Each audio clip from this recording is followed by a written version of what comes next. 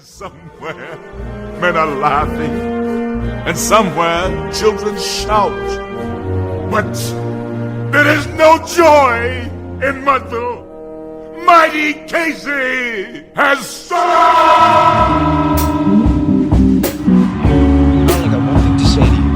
Strike this mother out. 2-2. He got it! A perfect game! It was done by the king! Hey, you! How you like them apples? Took away a game-tying home run for Manny Ramirez. That's my thing, fellas.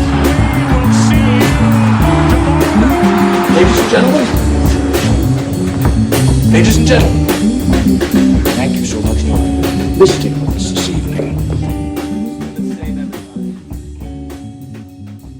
I love the new intro. Oh, me too. It's so clean. Although I made it, so my opinion doesn't matter True. as much. But I do appreciate it. Everybody give Brody a round of applause for that new intro. If you heard it and you were like, whoa, I've never heard this before. Nobody else had either. It was the first time. Yeah, So well. you're on the right side of history. There you go. As they say. You helped out with the selection of sounds, so we'll take that. You can collect. Sure, credit. I did some of it too. I asked Brody to replace Clint Eastwood in Dirty Harry with John Wayne. No. Is that not Dirty Harry? No, Dirty Harry is You Feeling Lucky, huh, punk? But what's Make Or My do Day? you, punk? Make My Day. Sudden Impact. I've never seen either of these movies, to be clear, but I had to look them up seen, to but get the the characters. audio. It's the same character, right? It's Clint Eastwood. He's the same character in every movie. Yeah, okay, Even fine. the ones when he's an old man. Even in The Mule when he's having threesomes and being a pal of the lesbians. I recommended that Brody replace Clint Eastwood in Sudden Impact with John Wayne saying that's my steak Valance. So That's my that's steak part of my Valance. contribution to the new intro. Anyway, we should probably stop talking about that and start Anywho. talking about the stuff that actually matters. We were off last week. We did were. not record an episode because there was a new guy moving into our apartment. We didn't know who he was. He just kind of showed up out of nowhere. Just kidding. No, But he's a very old friend of mine. we but, we had a big week. We had a lot going on. Good we now. also took the past week to plan out some things that we've got in store There's going to be some changes for the around here. podcast. We've got some pretty big things in store here that we've been discussing over the past couple weeks, so certainly keep an eye out. We were on hammering that. out some details over Oh, last yes, week, and, and we're I got an email the other night for the official CBD of Major League Baseball. If you don't know what CBD is, it's fake weed that you eat in the form of a gummy before Pilates class. I think you can also put it in your pipe and smoke it, but I think it's only in I don't think very many waxed form. people do that. I think I think most of the people who take the time out of their day to ingest CBD instead of like regular Why would you weed spend the money. are also It's so expensive of for the what mind reason? that smoking is a particularly unbecoming way of consuming that particular product. Sure. And they might think that, just popping a little lime gummy into their little mouth gummy worm. keeps Peach ring. maintains their innocence a little bit. But I just Purity in the eyes of the Lord. I find it ironic that Major League Baseball is now getting in on this, and incredibly unsurprising yet still ironic. I think it ties in super well with the embrace of like DraftKings I was gonna and say gambling. sports gambling Yeah. and like They're betting getting in on bed every with weird particular play companies. of a game. But Yeah. then they would suspend a player for doing something like that. Yeah, man. Yeah, no, I didn't purchase the product, but that wasn't an email I expected to get. It didn't work on you. Yeah. That's like, it's funny that you want to open with that though, just because can you imagine the leagues? I don't know, 5 years ago doing any of this stuff? Like, I mean, gambling specifically, but like weed and gambling, not that I do whatever the hell you want, but like it's just so funny to see like these, I don't know, like purveyors of like morality when it comes to a lot of other things that aren't great, like particularly in terms of the way that they spend their money and treat very poor international teenagers.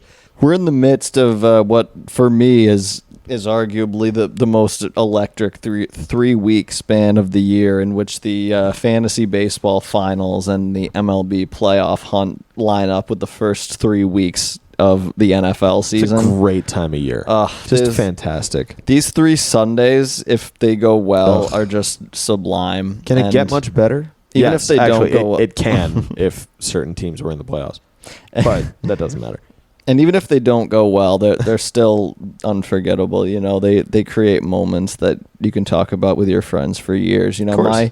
my baseball situation is looking pretty good, but I don't think You always anybody have wants a to good hear about. fantasy story, but it is true. I think it only protect, like, people find fantasy shit interesting if you like actually either know the person or know people within the league. Otherwise, it's like I think for me, it's just particularly interesting now because overlap, specifically the first 3 weeks of one season lines up with the last 3 of another, and that just feels like, you know, a moment that I want to celebrate. I had Nick and Beck on the podcast a while ago talking about our favorite ways to do fantasy leagues, and I hope that a couple people might have listened to that and wanted to start doing it for the first time. But that episode. So that was the first episode that I was not on, and I was at work and I threw it on while I was doing stuff, and I was like, that's the first time I was like, man, we got something. I'm enjoying this pod. Well, thank you, because it was man. just, you know, it was just listening to a podcast with you on it, and Nick and Beck, and they were great. shout out to our podcast. Shout out to our okay. I don't mean to be that kind of fucking dude. I wasn't on the episode. I can compliment you. It's okay. fine. But that literally was a shout out to my podcast. We crush it, brother. Dude, we went off. It's crazy to think that Wow. that we started it now like 6 months ago, We almost to started the it day. before baseball started. And I think it was actually 6 months ago, like to the day. it should be around then. Yeah, being it would have been September 13th, yeah. early March, and It seems like 6 months in, and now it's time to kick it up to the next level. just feels like yesterday You got we it. were getting all this started, and I was thinking of like what we want to do, and you know now conversations that we're having about like the next 6 months and beyond for the podcast. I think it's an interesting parallel, and this is also our 25th episode, so it's a nice round. It's a nice couple round numbers for us. Yeah. Nice moment, just Fun a little stuff. spot to check in on Yeah. on where we're at. You know, Now, if I may, we should climb out of our own assholes right now. But that's probably a good idea. I've Yeah. been getting really into baseball cards as of late. oh, that's true. Yeah. I've been like browsing eBay looking for deals on Yeah. like certain, but particularly prospects that I Yeah. believe are going to do well. So like, Although you a did couple buy guys- into the Rockies recently. Well, I spent like $2 on the Rockies. I bought $2 too many. Some would Chris argue. Bryant and Ezekiel Tovar, Yeah. gold tops, pristine cards, numbered to 50. If that means anything to you, that's great. Probably not for too many. So I'm, I'm sorry. not. Gonna How be much did you using pay that to have to lingo. take these cards? Okay, funny. Brody called me an NFT guy, which I think he couldn't be more wrong because I did not baseball call you an cards- NFT guy. I said it's NFT adjacent. It's not. First of all, we don't need to abbreviate the word adjacent. I think it's fun. No, It's I NFT adjacent. I reject it, and it's That's- also not because baseball cards are actually real. You can hold them in your hand. Take this one right okay, there. but it's You can hold that? okay, yeah. Who we got here? Chris it's Mookie Betts. Yeah, exactly. Okay, well, 31 out of 50. Faced. Well, you know what?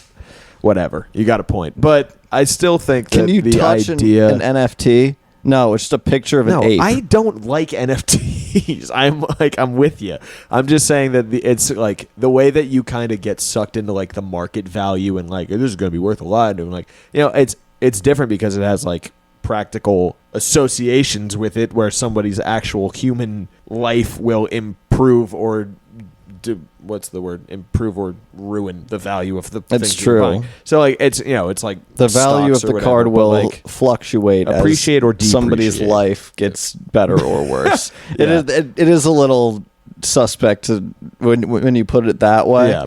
But It's still better than buying a randomly generated pixel art for $8 million. Anyway, I do have a you've been couple of enjoying, friends though. who, yeah, I do have a couple of friends who were telling me recently about how they had such good Wander Franco cards. And like, that's just the prime example of out of absolutely nowhere that goes from like top of the market to absolutely no value. That is so sad. Because nobody wants your like platinum Pedo card. Jeffrey Epstein card. Yeah. Your Your parallel Epstein. nobody wants the rookie Dennis Hastert, Speaker of the House of Representatives, pedophile. You don't get that. I No, didn't get my that right, was whatever. that was a, bit a over deep my, cut. over my. That was the noggin there. second pedophile that I thought of. That's there are so many others to choose from, especially because we're a baseball and movies podcast, and you went straight for former Went for Speaker the of the House House, of Dennis Representatives. Hastert. Fair It's an odd enough. choice. Actually, there's not a lot of. Jared from Subway. Sure. Okay. I was gonna pulled say a you could future do, Jared from Woody Subway. Allen, but that works. No, Woody too. Allen is not a pedophile. He I thought he was. He had Woody married Allen his daughter. Thing. raised an adopted daughter and Yeah. then left his wife and married her. What about Pataki? Or But not she's- Pataki? Polanski. Like, so his wife now is like 53.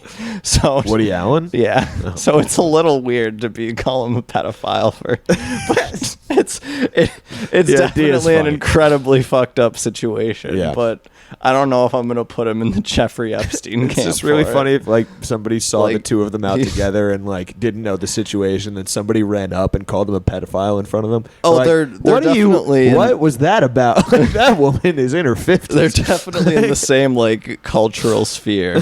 I just find the Man. concept of grooming a 50-year-old to be kind of funny. Oh my god. Yeah. It's like Bill Murray was dating Kellis earlier in the year, and he was like 72 and she was something, and everybody was like, wait, is that half his age plus 7? And it was like the exact number. That's Because funny. It was like they were waiting for it to happen so Right, that they could right, finally right. date, and then they broke up 3 months later. Naturally. I don't This know. was Bill Murray. Yeah, Bill Murray was dating Surprised Kellis, he's still like out there. who, if the listener doesn't know, is the singer of My Milkshake Brings All the Boys to the Yard. What did they have to discuss? Like The films of Wes apparently not much, Anderson. I guess, because it only lasted 3 months, but still. Democratic politics. Sure. Do you think Um, Bill Murray is I Bill think Murray? Bill Murray's like very into pop. He's probably like very into it. I think. I feel like not- he's like not in the sense. straight down the middle type Well, dude, like listen, old like- grandpa, but like thinks they're doing the right thing. Listen, not like in the sense where like he's very like active and like doing anything for like good causes. I feel like he was the kind of guy that was just always paying attention to what like Donald Trump was doing on a particular yeah, day. like a George Takei. Yes, exactly. Yeah. George Takei and Bill Murray went out. I could see them going out for brunch together and just like talking about Trump's tweets the whole time. Yeah. I don't know about the two of them specifically, but people like them. Yeah, I mean they could be friends. They don't strike the same chord No, in my brain.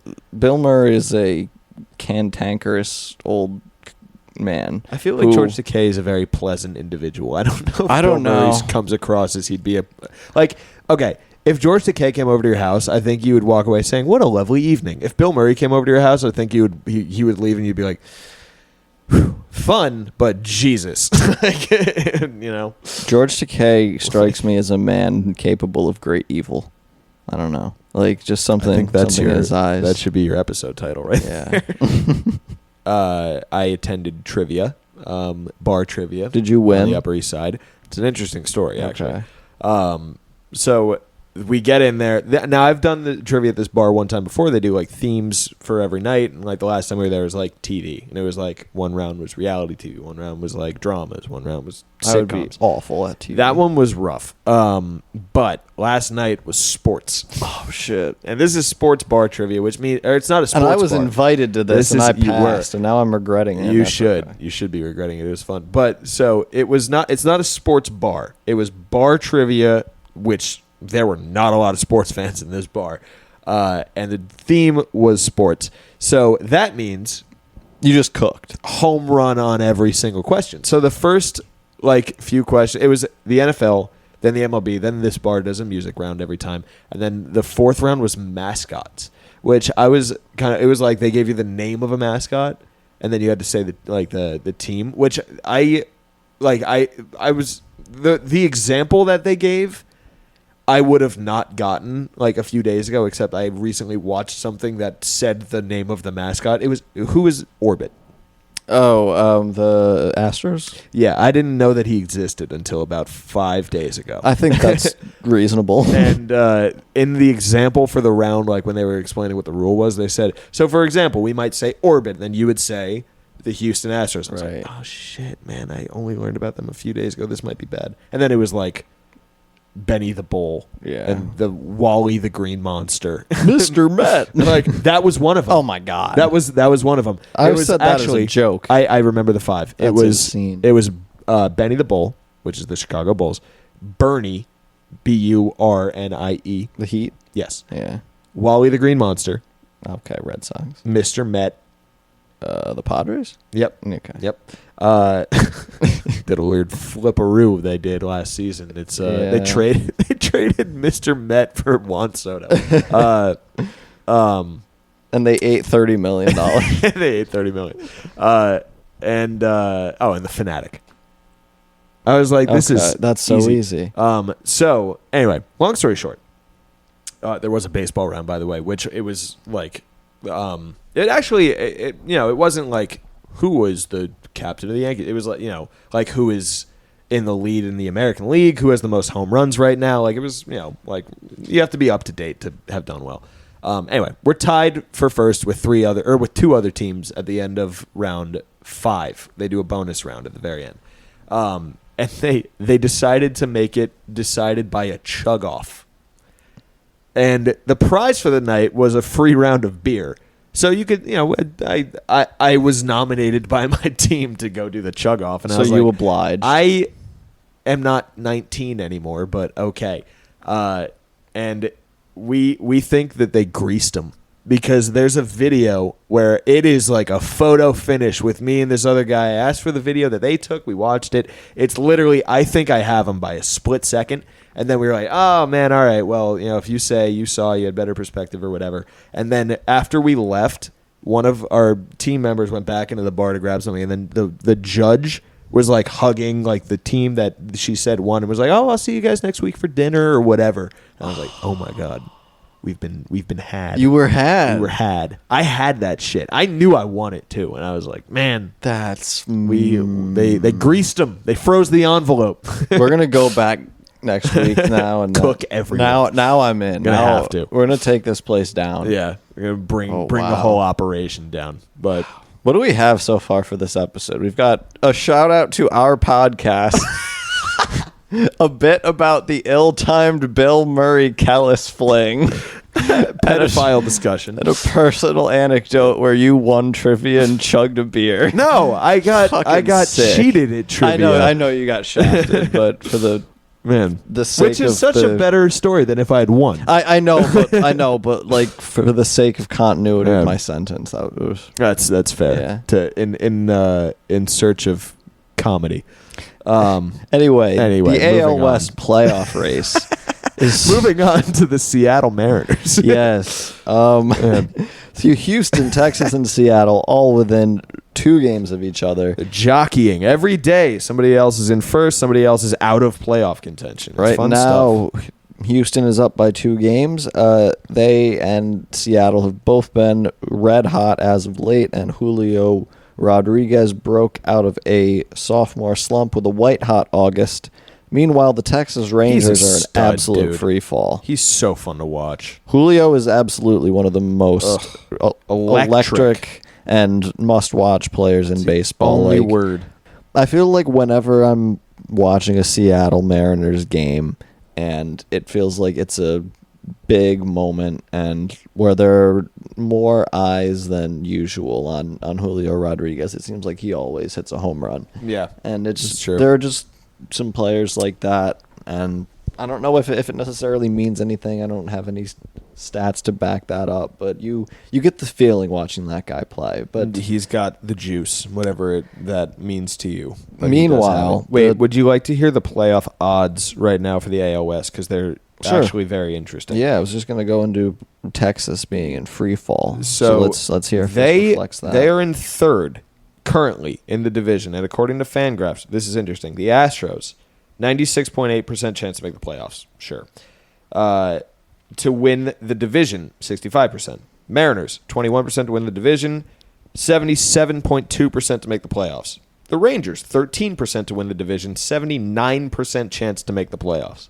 Wow. I don't know how they have lower chances to win the division and a higher chance to make the playoffs than the Mariners. That is, what is that based on? It has to be like some kind of like divisional confusing. record. Like, how does that work? I don't understand that. They certainly don't have a The Mariners better also shot have a at the higher division. percent to win the World Series than the Rangers by 2%. So I really am very confused on how they are calculating that. Yeah, that doesn't quite make sense to me because right now, Oh, I see it. The Rangers are projected to have a 10th of a win more than the Mariners as of right now. That's crazy. Wow. I guess that's where it is. Yeah. That's how, but to the point that I'm trying to make with all this, that's how tight this race is. And this like next couple, 2.5 weeks is going to be real fun. Do they play each other again? Who? Mariners, Rangers? I Yes. guess they both could. Oh, go, Mariners Rangers to close the season. That's from September crazy. 28th to October 1st. Yo, the script writers gave us a Oh gift with that man, one. that's gonna be fantastic! I can't wait for that series. Oh, and wow, actually, I missed another one. They also play from September 22nd They have to two more series through the 24th. Wow. Then they play the Astros for 3 games, and then they play the Rangers again. They have 10 games in a 10-day stretch, all against Psychotic. those teams, and Love that's it. what's going to define their season. So one other little foil that we should mention since we're talking about this. The Blue Jays are a game out of the wild card. Yeah, the Blue Jays are really going back and forth. They Fighting are for their there's lives. no chance that if they want to go to the dance, they have to make the wild card. Obviously, the Rays have the first spot locked up, and they can't even come close to win it. Well, I guess they can come close to winning the division. They're like a few games out. But The Rangers and the Blue Jays are playing right now, actually. The Rangers are up 4-2 on the Blue Jays in the bottom of the 7th. Kevin Gossman pitched, and he gave up 4 earned in the first 3 innings. one of these days, maybe we'll make it a special episode, but I want to do an episode breaking down the last 4 years of Blue Jays baseball. Sounds great. Because it has been really weird, truly strange. When was the last time a core has been this hyped up and has done less? I've thought about that a ton. I mean, I don't know. They're stars. I mean, they are good. Bo Bichette is a stud. That dude is one As of the is best hitters in Vladdy. the league. Vladdy is a stud. I mean, Kevin Gossman's an I don't ace. like George Springer for what he did, but I respect him as a baseball player. like Springer. I mean, Oh, he's okay. I don't like They the certainly whole have, shit thing. and he beats the shit out of the Yankees. It Yeah. was really annoying. But I respect him. Well- But it's anyway, he's good.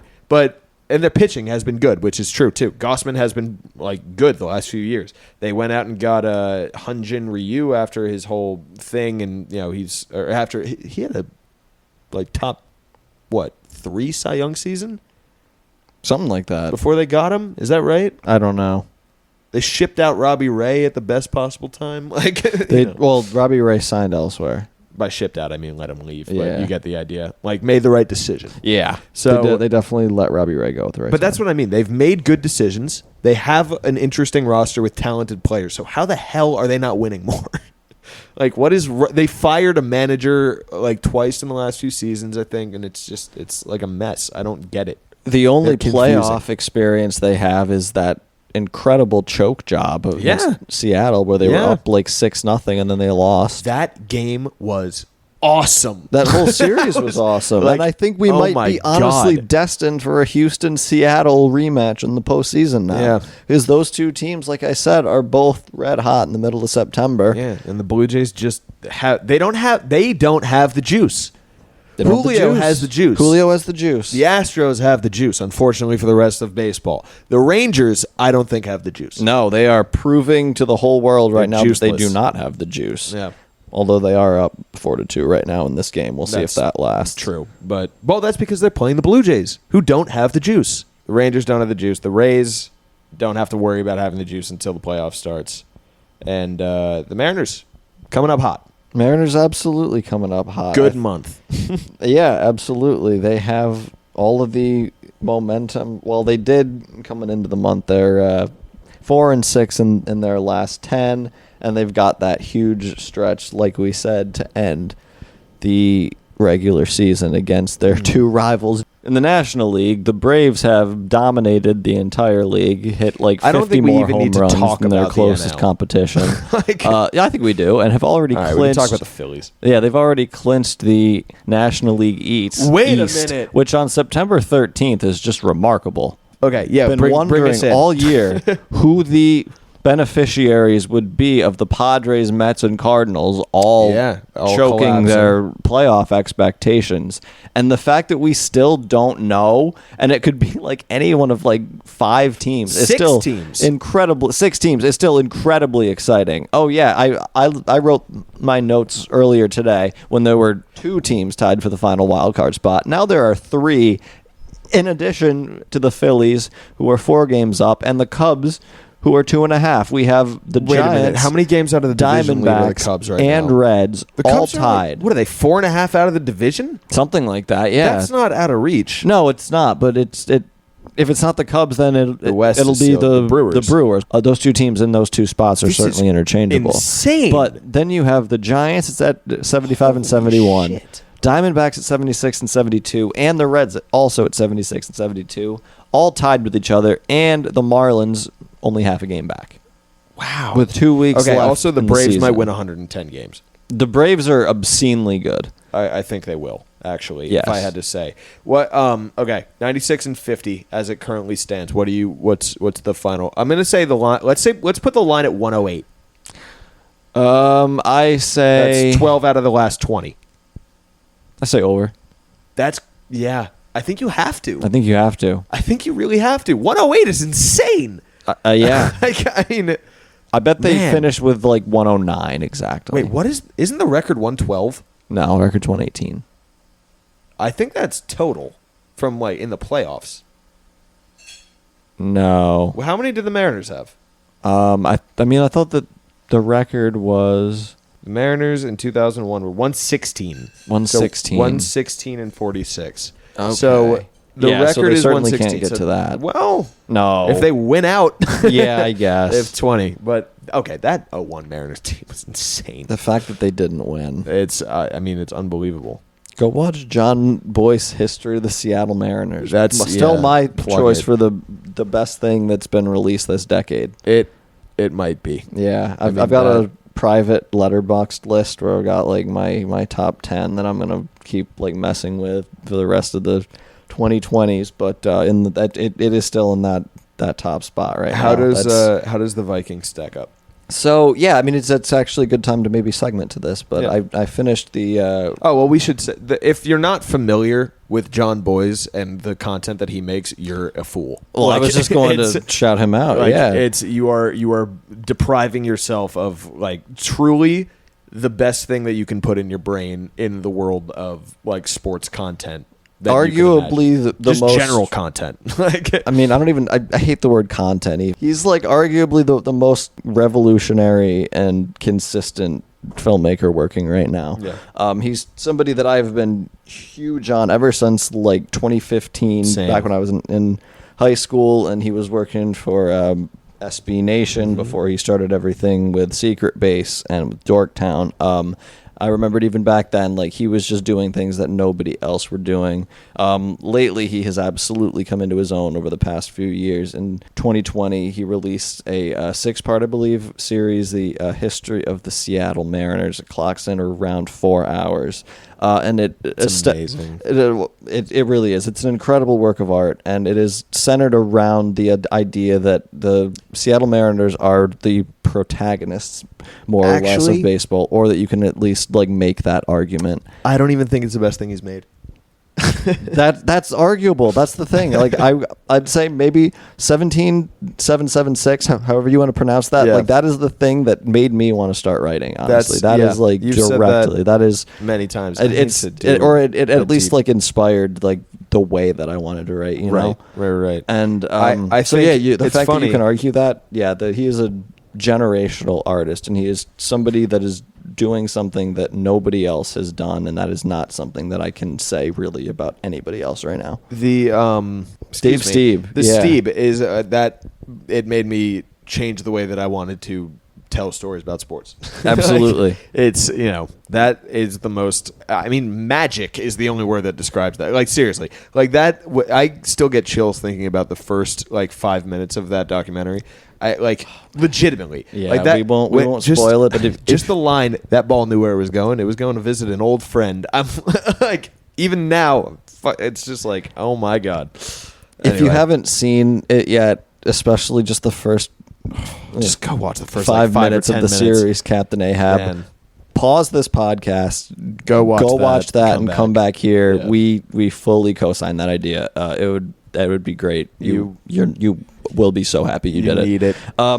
Like you were saying, Captain Ahab. That was my number one film, movie, whatever you want to call it, of last year. That was the best thing that I had seen. I think it's in my like top 5 on that same list I was Yeah. just talking about. But the number 1 and number 2 right now are, I mean, this is all subjective, of course. Like this is just my, like, I don't really care about ranking that much, but Yeah. number 1 is It's just a History of compilation Seattle of things you Mariners, like. You and don't have to rank it. number 2 is Oppenheimer. So that puts it in context.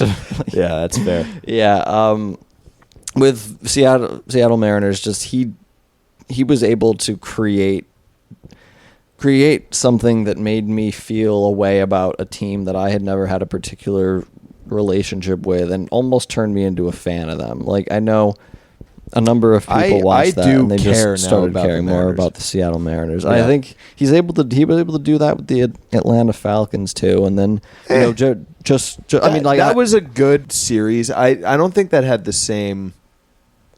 It didn't have the same effect on me. Yeah. And like I think that's all right. Like that one is I just don't think I care about the Falcons. Sure, I think Like- also just baseball has that Their like story, it's inherent just their story is cinema not as to it. good as like. Yeah. I mean, it's a good story, and the series is well made, and everything always, of course.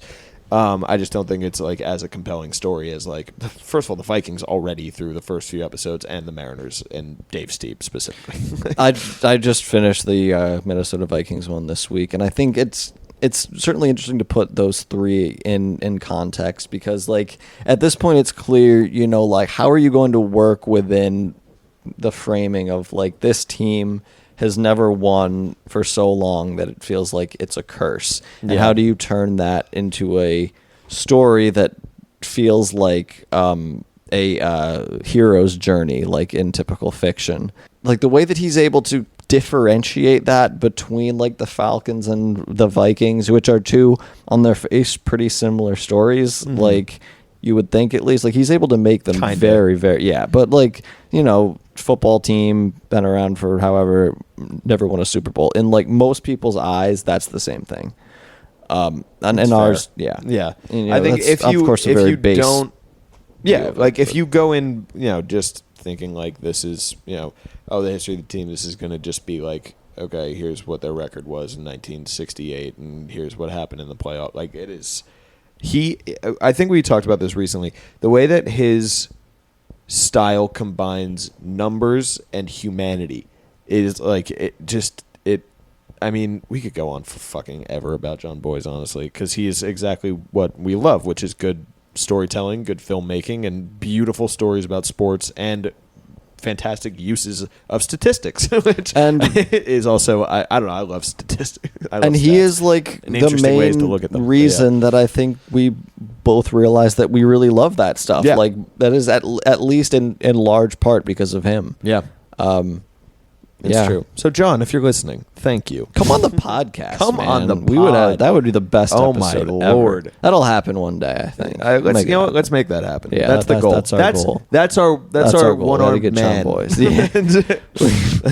Yeah, thankfully he has 2 arms, but That's, we'd like to We like No, to isn't get that a jumped. thing? Isn't that your like? The one-armed man, yeah. yeah, no, it's an well, archetype, isn't it? I think what What that even is, that? Where have I heard that? well, it's like it's in fiction. It's like a one-armed man that like It's an you archetype, saw right?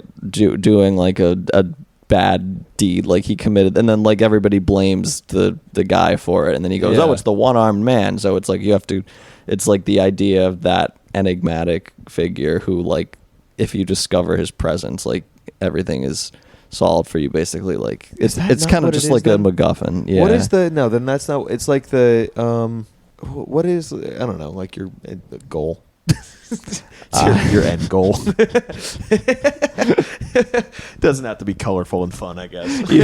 you thought one-armed man meant like end goal? Well, like something that Like you're that's- like shooting for, like a thing that you're like want like No, not exactly, but that's okay. That's close enough. Yeah, fair enough. If you had to guess, because earlier before we started recording, we were talking about Kenta Maeda and how he showed up and was supposed to be, well, not supposed to be, but he was like, he was in the NL and he was going to be like hitting as well. Kenta Maeda shoved tonight against the Chicago White Sox, which is why we were discussing This is why we were this. discussing this. If you had to guess who has more career home runs between Kenta Maeda and Yu Darvish, who would you guess? I guess you Darvish. I don't know.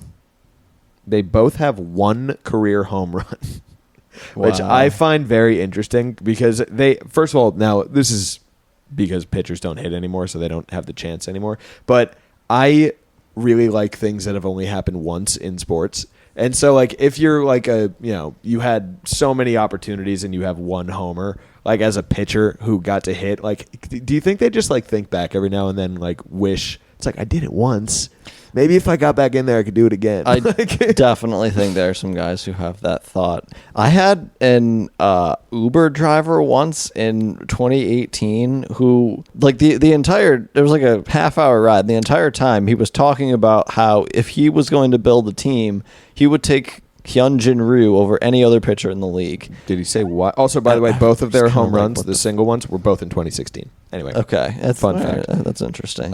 yeah. And he said it was because Hyunjin Ryu could also hit, and so he was going to exploit the Was this when Shohei was in the dual league? threat. No, this is right before Shohei came in. It was like 1 year before. Sure. And I was like, okay, man, that's kind of weird. And like I looked up his stats, and Hyunjin Ryu had hit 3 home runs the previous year. Okay. But he was like a lifetime 160 hitter, and he wasn't even the best pitcher at the time who was known for being a good hitter. That was Madison Bumgarner. Mad Bum was always He wasn't known, even yeah. the best I saw Mike Hampton hit a home run once. That was lefty, fun. and then like what, man? Yeah. I found that so like I still think about that all the time. The That's guy so who weird. was so insistent that if he was take any other pitcher in the league, and this is when Clayton Kershaw was like he heard the guy. He you know? heard that somewhere and was like, yes, like it spoke to his soul. Yeah, He ran with it. he was feeling himself. He just Yo, wanted Hyunjin Ryu. Not pitcher- the best pitcher, not the best hitter, but apparently good enough apparently at he both gets it done. that he could be the cornerstone of your franchise. Yeah. You know what pitcher could absolutely smash? Dontrell Willis. I'm not familiar with his hitting numbers, but I was going to say Garrett Cole. Cole was for a hitter at least, or for a Yeah. pitcher. I mean, he a 163 career hitter, but he hit 206 in 2013 in 36 plate appearances. Wow. 17 games, not bad. He also has 3 career homers. Give him the Wait, Silver he has Slugger. 15 RBIs in his career. How Not about bad. that? Not bad. Not bad. I saw the movie Bottoms a couple weeks ago in the theater. Tell me about it because I don't know what it is. It's the only new movie I've actually seen in a theater since I think Oppenheimer, because there's just like nothing coming out right now, which is totally lame. Yeah. Also, we apologize for the dog. There's nothing we can do. I don't about think anybody can hear the dog, hopefully. But I if hear you the dog. I If you hear the dog, yeah, there's a dog apologize for the that dog. is barking he's near got a lot our to say. building. Yeah. He's a loud boy. What's your thoughts on Bottoms?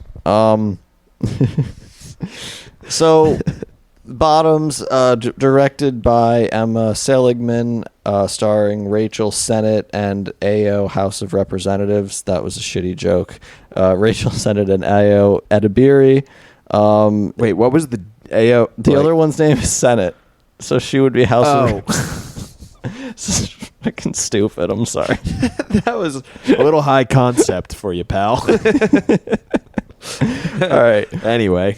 But yeah, the movie Bottoms, her first movie, Shiva Baby, got totally fucked over because it was released during the very start of COVID. Supposed to be like Rachel Sennett's star turn in this like very high paced, very like uncomfortable, high stress movie. From the producers of Pitch Perfect and Cocaine Bear. Not a great sell, to be honest. A movie about empowering women, in parentheses, The hot ones. Yeah. Okay. No, it's pretty fun. I will give this movie is that these movies don't get made these days, so it's kind of it's true, It's yeah. fun to see like something like this go to theater. Yeah, Shiva Baby, I didn't really love. It was like a one location type thing about this girl who goes to a bat mitzvah, I think, and she runs into a bunch of people who she doesn't know each other, who are all involved in different parts of her lives, and it's just a series of escalating, horrifying like conversations with like various family members and just like awkward moments and just like, oh, I would want to get the fuck out of there if I was there. That totally worked for some people. A lot of people love that. That isn't particularly for me. Like I do love like that high stress kind of cinema, but like I like it more if like we're watching people who are doing something impressive. You know what I mean? Yeah. Like, Yeah. Like something like he, like, I don't know, Thief. Like Michael Mann is like the main guy that I think of for something like that. But like in recent years, like the Safdies with like Good Time and like Uncut Gems. Like I think of something like where it's like somebody Uncut like Gems. somebody where it's just like how are they doing all of this? Like why? Like and you just want to like pull your hair out because of how like the character is escalating. That's not necessarily because like you The situation see is yourself demanding it. in like this particularly awkward situation. Right. Like it's just it isn't something that works for me as well as it works for others, I guess. Sure. But I was happy to say that I did enjoy Bottoms quite a bit more.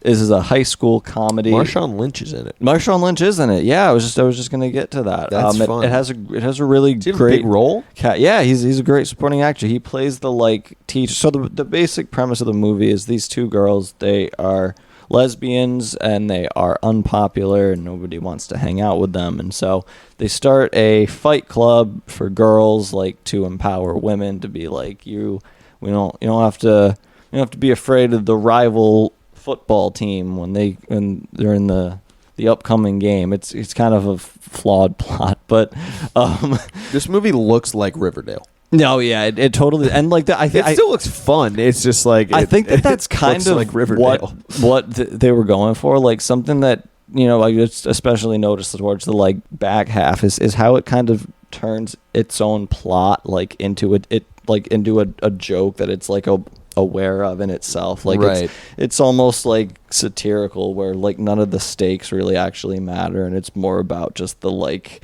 depiction you can't do of that. the You can't cop actual out school. halfway through. Yeah, I mean, like normally I would think that, and that is honestly one of my main criticisms of the movie. But I do think that they did a good job of that. Like I think that they like executed it well to the point where like I could only really engage with it as it was like a comedy sketch. But Sure. I thought it was a good comedy sketch, and just like kind of a long one. And I guess that is kind of like underselling some of the performances because Ayo Edebiri is very, very good. And Rachel Sennett, like, Shiva Baby, she was in that. I looked up stories like, and then there were none. And Bodies was on there, and I think isn't Pete Davidson in that movie? Yeah. and like That's yeah. really funny that came up on a list for people looking for, like, Agatha Christie. Yeah, and that's what I was gonna ask you because have you seen Bodies? Yes, I Okay. did not enjoy it. Was it anything like an Agatha Christie type murder mystery? No, it felt like somebody checks. like initially pitched, what if we did this, but we made it all about like Is that Gen Xavier Z Rhodes? and like TikTok. To me, it very much felt like millennial screenwriters like taking out all of what boomers have like said about them for years and just turning that onto the next generation. Like, Sure. and it all just felt like very like lazy criticism. Like, oh, they make like TikToks and they're all about like that's so lame. social media and Yeah. Like, I don't know. A lot of people were like, and like Shiva Baby too. Like a lot of that movie like hinged on like plot details hinged on like social media, which some people criticize the movie for. I kind of like that. Like I think that's okay. Like I think that is definitely like that's where the world is. So if that's where some movies choose to go as well, and they dramatize like Instagram or whatever, and they're able to actually do it well, then that's great. Good, I was going to say good for that them. is hard to do without Yeah. making it extremely But that's the thing. over like cooked. Like Yeah. the concept feels wrong. And it Like- also can't be like the main appeal. Like there's a Yeah. whole scene in Shiva Baby where they're talking about like you don't like respond to a story, you don't like react to a response or something, and it's like I don't find that to be a very engaging scene. I don't think it's not because like nobody wants to go watch a movie and then hear about social media. Like it's just like everybody hates it as it is, and unless you're using it as like a critical plot point, like in a disappearance mystery, I wouldn't like- even go or, that far, You know though. what did it perfectly? American is Vandal. American fucking Vandal. Yeah. They nailed it. Exactly. And like That's a that, perfect example. Nothing has ever used it that perfectly, and like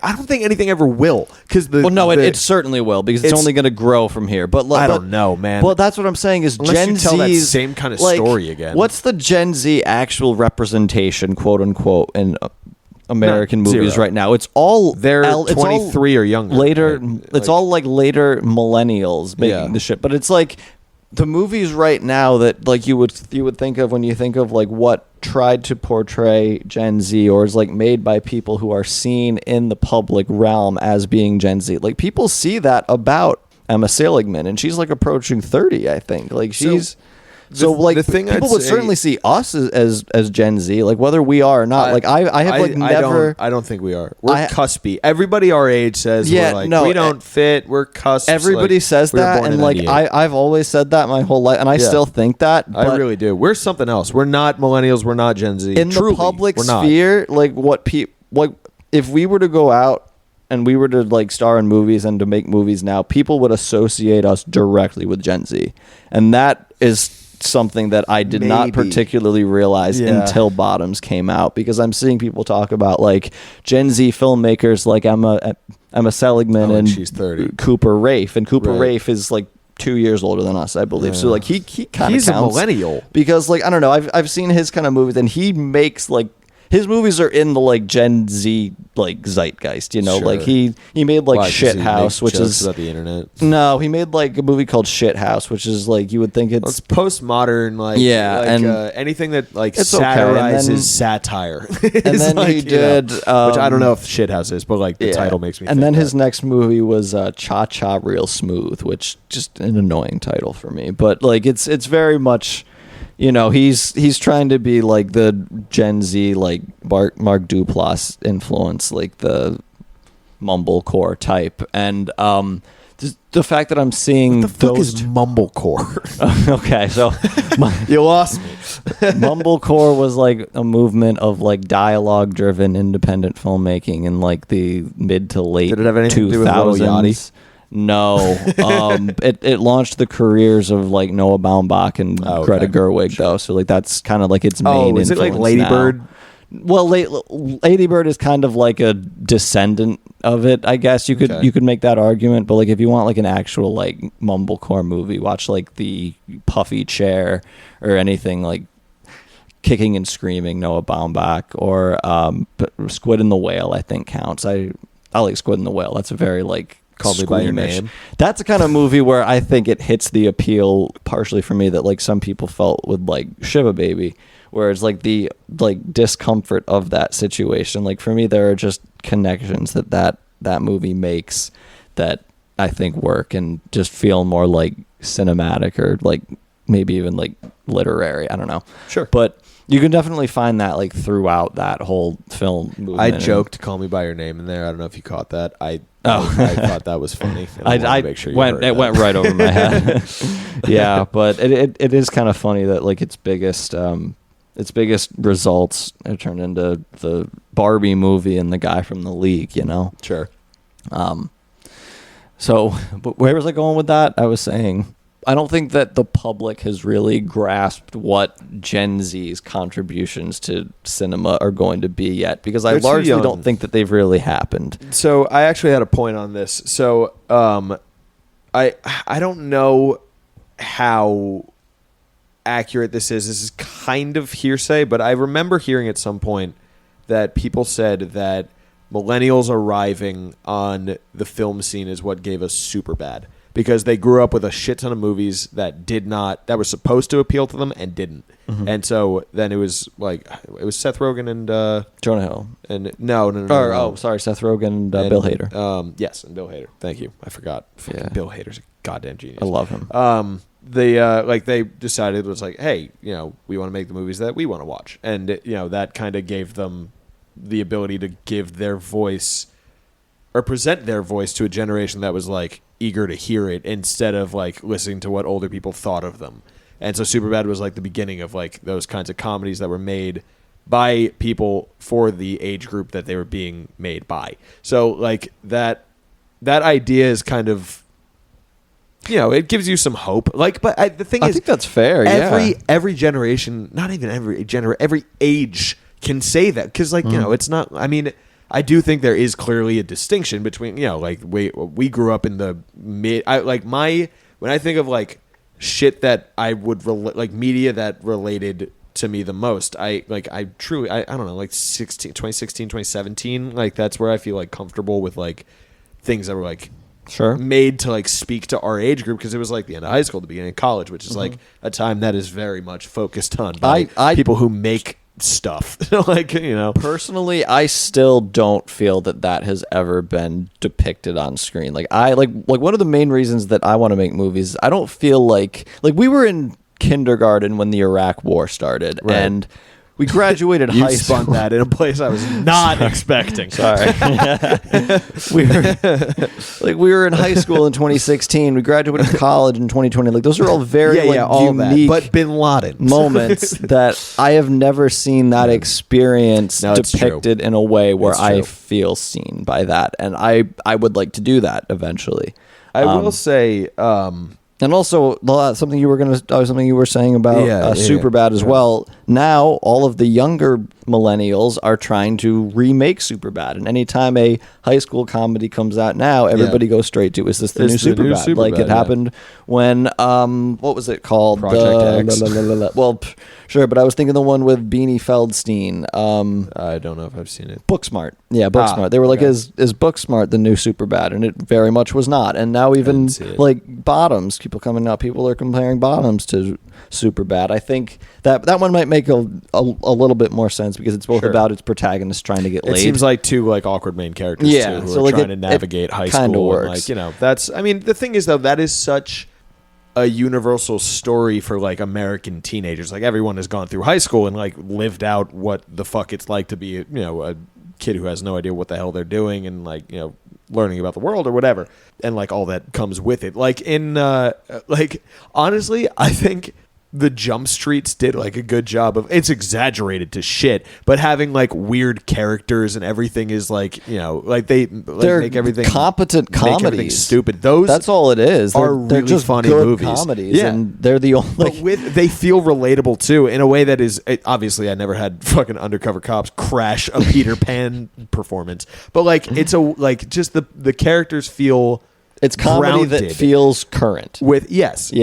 That's really what it is. And I think when I said like 2016 2017, that's like the era where I was like, okay, they kind of have a grasp on how to make a comedy that will feel like grounded, not over the top. There's no like reachy, cringy Fortnite shit. It's like it's like they have a grasp on what people will actually enjoy and want to see, instead of like trying to appeal to the lowest common denominator and failing. That's and everybody hates it. Yeah, like that's another thing too. Is like anytime and like I'm sure, and like every generation goes through this with just like the previous generation's screenwriters not being able to appeal to them. But like it really is absurd, like the extent to which they're like Fortnite and like YouTube TikTok. Yeah, and not like even YouTube anymore, it's TikTok. Yeah, well, I guess it was like YouTube for us. It It's was. TikTok for them. Yeah, and it's YouTubers. Like, remember, everybody hated YouTubers, and everyone hates TikTokers. I mean, yeah, people still hate YouTubers. To be fair, people should hate YouTubers, but Gen Z cinema. I'm excited to see where it goes, and I'd like to be a think part there's of going to it. be some interesting stuff. That's such a lame take for me to have. Like, oh yeah, they'll figure something out. They'll be all Like, right. Of course they will. They'll,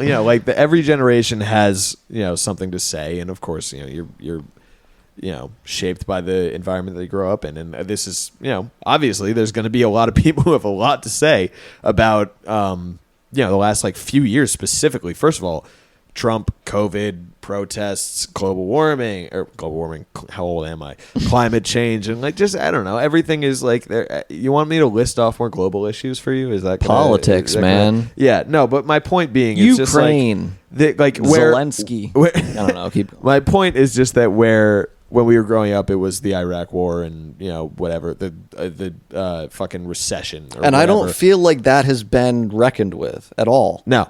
They made movies about Vietnam. They made movies Yeah. about soldiers coming home from Vietnam, heroic soldiers who were treated like shit. Right. And Right. like You just watched Rambo. I did watch Rambo, Man. but like everything is the Green Berets now. It's all just patriot. Like everything about Iraq. Like Brian De Chris Palma Kyle. made an Iraq movie that I am interested in watching. I have not seen it. It's called Redacted. That I think is the type of movie I would like to see about Sure. Iraq. But at least in the you ever see mainstream, Argo? No. Okay, me neither. But in the like Supposed mainstream to be depiction of those wars and that time in history is like it's all descendants of 24. Like of 24, yeah, that's a John Boy's video It too, by is, the way. yeah, it is. But I don't know. We could do. So I don't know. I feel like a lot that's about gonna the way fall that on us, violent too. media also feels like it's kind of less prevalent than it was when we were little. Have you ever noticed that? I think that it also creates a possibility for there to be a simultaneous culture where people are saying that there's no more violence anymore, and we got rid of it all, and we solved it, and everything's okay because this is America, and history's over, and that's we not win. at all what I was saying. No, I don't mean what I don't think that was what you're saying. I think there's absolutely that sentiment that like dominates a lot of America. Okay.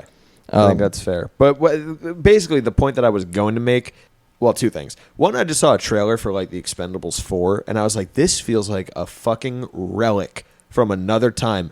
And the other time is when they made Expendables 1, 2, and 3. Those came out in like 2009, 12, and 15 or something. Like, it's not that long ago.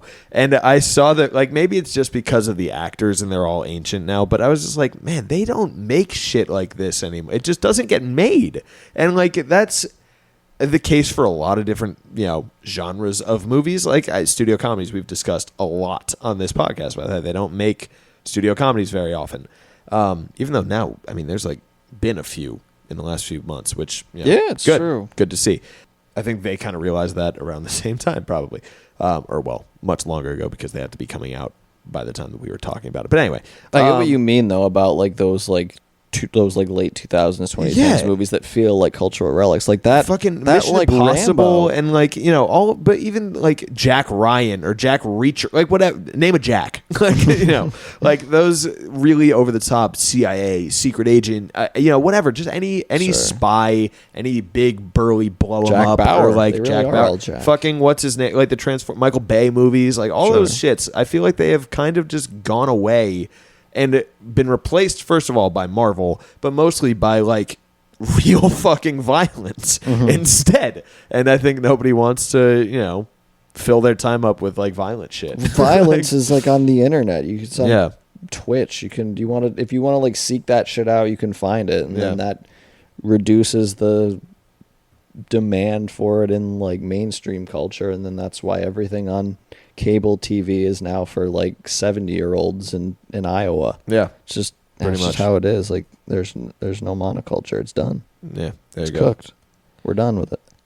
That I also was thinking about that recently because when we were watching, I was watching Monday Night Football at my girlfriend's apartment, and when Rodgers tore his Achilles, I was like, this is going to be one of those things that it's like everybody's watching it, and it's like fucking DeMar Hamlin last year, and that was on Monday Night Football too, and that is, I think, the last thing that we all do, and by all I mean probably about a seventh of the America. country. that America does. Does the last that thing we feel do. accurate? The Super Bowl is the last. That's 115 That's the million, last but- thing. I get it. I mean, it's the Yeah. Super Bowl and presidential elections. Yeah. that's it. It's- Those are our events now. That's all we do. Man, And that's crazy. the 4th of July And responses to mass shootings. and New Year's Yeah. And New Year's. And the Thanksgiving Day parade. and bailing out the banks and Yeah, that too. and churches molesting children. I don't know. Now I'm just I think that's only a small subset now at I'm this just point. now I'm reaching. Yeah. But Man, all of the problems, man, They they're exist. crazy. I think we should probably wrap it up with I that. think that's the end of the episode. Yeah. Anyway, keep an Um, eye out for some new shit that we're going to be putting out in yes. the next couple weeks. We are going to be ramping it up in yeah. a major way. If you do not follow us Get your already, wallets ready. Go at indeed. Go at Mudville Pod. We just Not really. migrated our Twitter account over to a different one. So if you were a follower and you haven't gone over and followed us on the new one, please do so. I know that is a confusing request, and I apologize. But Do it. that has been it for us. This has been Mudville. I have been Nolan Rabine. I've been Brody Staub. Enjoy the new intro. We don't have an outro. That's okay. That'll be We'll fine. figure something out. Thanks, everybody. Enjoy the new intro.